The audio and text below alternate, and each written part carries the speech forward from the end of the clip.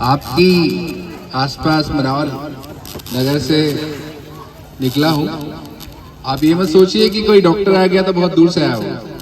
मैं यहीं से हूँ, मनावर से ही हूँ। मनावर में ही मेरी स्कूलिंग हुई है और मेरा जो क्षेत्र है जहाँ पर मैं काम करता हूँ वो इसी एरिया का है। खंडलाई भी हमारा सब सेंटर है। तो आप सभी को गणतंत्र दिवस की हार्दिक शुभकामनाएं। आज हमारे देश में जो हम ये गणतंत्र दिवस मना रहे हैं, सर्वप्रथम हमने गणतंत्र दिवस मनाया था कब? 1950 में। और आज कौन सा है? 2025। 76वां हमारा गणतंत्र दिवस है। तब से लेके आज तक इस भारत देश में क्या परिवर्तन हुए, कौन सी कल्पना के आधार पर, किस अवधारणा के आधार पर, भारत के संविधान के आधार पर भारत ने कितनी तरक्की करी, कितनी प्रोग्रेस करी, ये सब मैं आपको अपने कुछ बातों के जरिए समझाना चाहता हूं। जैसे कि कहा यह जाता है कि हमारा जो पुराना भारत था आजादी के बाद का, तो हमें जो अंग्रेज लोग हैं या फिर विदेशी लोग हैं वो बोलते थे सांपों का देश है, गरीब मुल्क है, यहाँ गाय पशु चराने वाले लोग रहते हैं। लेकिन मैं आजादी के पहले का इतिहास आपको बताना चाहता हूं कि हम सोने की चिड़िया हुआ करते थे। अब आप ये बताइए कि अंग्रेज जब आए तो हमारे देश को लूटा या नहीं लूटा? उन्होंने लूटा ना। तो ये लूटने आए हमारे देश में, तो इन्हें कैसे पता था कि हमारे यहाँ स्वर्ण भंडार है? मोहम्मद गजनवी आया, गौरी आया, बाबर आया, अकबर आया, मोहम्मद शाह अब्दाली, कई आक्रमणकारी आए। सोमनाथ मंदिर को 15 बार लूटा गया। तो इन्हें कैसे मालूम था कि सोमनाथ मंदिर में इतना सोना है कि यहां से लूट कर ले जाएंगे तो हमारा जीवन स्वर्ग बन जाएगा? भारत जो सोने की चिड़िया रहा है उसको लूट लूट के गरीब बनाया गया। इंग्लैंड की रानी एलिजाबेथ जो अपने सिर पर ताज पहनती है, उसमें जो कोहिनूर हीरा है वो भी भारत का है, भारत देश से लेके गया है।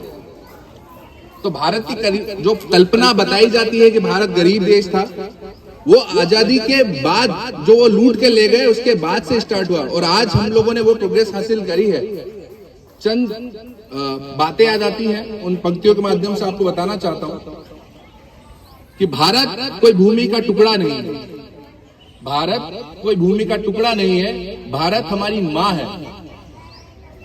ये अभिनंदन की भूमि है, ये वंदन की भूमि है। ये अभिनंदन की भूमि है, ये वंदन की भूमि है, ये अर्पण की भूमि है, ये तर्पण की भूमि है। यहाँ की नदी नदी हमारे लिए गंगा है और यहाँ का कंकड़ हमारे लिए शंकर है। हम जिएंगे तो इसके लिए और मरेंगे तो इसके लिए। एक बार जय घोष जरूर हो जाए, भारत माता की, भारत माता की, वंदे वंदे। तो ये परिकल्पना मैंने आपको बताई कि भारत को कैसे लोग डाइवर्ट करते हैं कि हम लोग गरीब हैं। आज की तारीख में 26 जनवरी 2025 को मैं आपको भारत क्या है ये बताना चाहता हूँ। आज भारत दुनिया की तीसरी सबसे बड़ी इकोनॉमी है। 3 ट्रिलियन की इकोनॉमी हमारे देश की। एक टाइम था 2001 के 2004 के बीच में जब हमारा देश इतना गरीब हुआ करता था कि हमारे देश का सोना हमने इंग्लैंड में गिरवी रखा था और उससे 200 करोड़ रुपए लेके हमने अपने देश की सरकार चलाई थी। आज वही भारत देश 7वां सबसे बड़ा गोल्ड रिजर्व का देश है। हमारे यहाँ 850 मीट्रिक टन सोना रखा हुआ है। पूरे विश्व में हम 7वें नंबर पे हैं। हमारे यहाँ फॉरेन रिजर्व या यूं कहूं कि मौद्रिक भंडार जो बोलते हैं विदेशों का, वो 6 बिलियन डॉलर, 600 बिलियन डॉलर के ऊपर चला गया। तो मैं उस भारत की बात बताना चाह रहा हूं आपको। और ये डॉलर में बताया मैंने, रुपए में बताया। 1 बिलियन डॉलर में 8,500 करोड़ रुपए आते हैं। तो आप सोचिए भारत के पास कितना पैसा है। कोई फॉरेन रिजर्व, विदेशी मुद्रा भंडार इंडिया का नहीं। तो मैं उस भारत से आता हूं जहां पर एक पिता के वचन के पालन के लिए एक पुत्र वनवास को चला जाता है 14 साल के लिए। आपको नाम पता होगा, क्या नाम है? भगवान श्री राम एक वचन के लिए हमारे भारत देश के भगवान श्री राम 14 साल के लिए वनवास चले जाते हैं। विश्व में कोई ऐसा देश नहीं जहां पर मारकाट ना होती हो सत्ता के लिए। वहीं हमारे देश के लोग, हमारे देश के महापुरुष अपना घर छोड़ने को तैयार हो जाते हैं। मैं उस भारत से आता हूं जहां गौतम बुद्ध अपना राज परिवार छोड़कर शांति की खोज में वनवास या वन में निकल जाते हैं। मैं उस भारत से आता हूं जहां वसुधैव कुटुंब की बात की जाती है। वसुधैव कुटुंबकम का मतलब मैं आपको बताना चाहता हूं कि पूरा धरती, पूरी पृथ्वी हमारा एक परिवार है। हमारे जितने भी आसपास के देश हैं वो सभी हमारा एक परिवार है।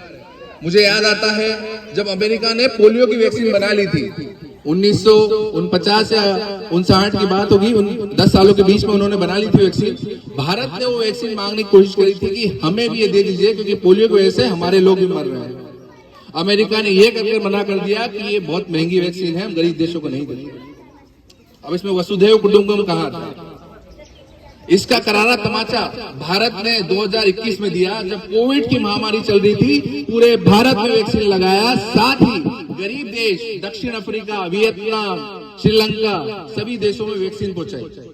मैं आदरणीय माननीय प्रधानमंत्री नरेंद्र मोदी जी को बहुत बहुत धन्यवाद प्रेषित करता हूं कि ऐसा करारा थप्पड़ उन्होंने अमेरिका को मारा कि जिससे बताया गया कि वसुधैव कुटुंबकम की क्या परिभाषा होती है। मैं ऐसे भारत से आता हूं जहां पर सर्वे संतु सुखिनः सर्वे संतु निरामया की भूमिका में भारत रहता है।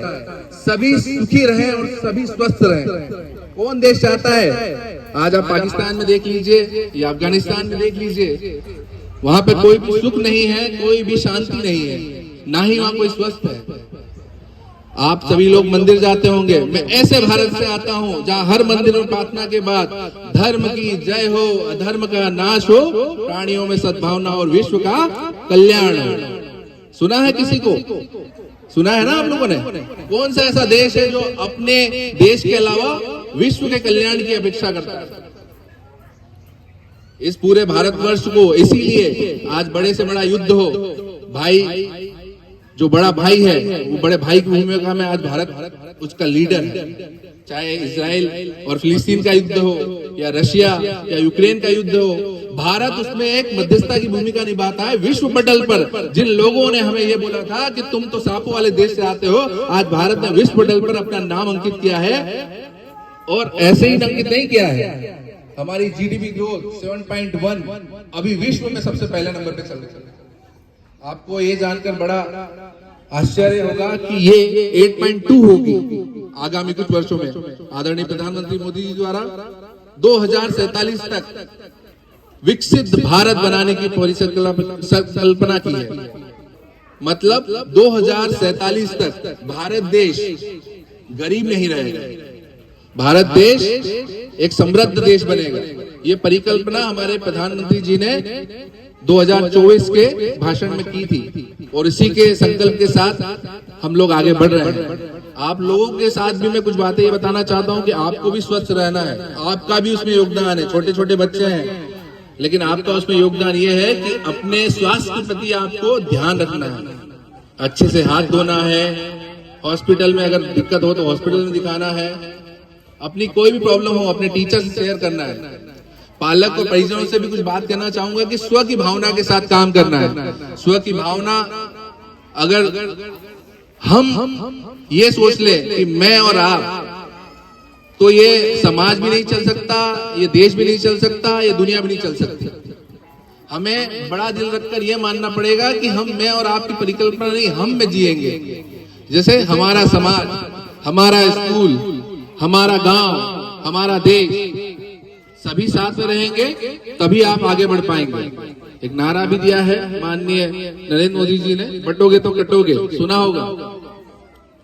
तो वही बात है कि एक समाज में एक परिकल्पना के साथ हम बहुत आगे जा सकते हैं। और मैं बच्चों को सुन रहा था तो एक सॉन्ग भी वो गा रहे थे तो मुझे भी थोड़ा सा लगा कि एक सॉन्ग तो आपको भी सुना के बजाऊं। है अर्जी दीवाने की जहां भोर सुहानी देखी, जिक्र में शामिल मेरी शाम हो। कभी याद करे वो जमाना जाना, जिक्र में शामिल मेरा नाम हो।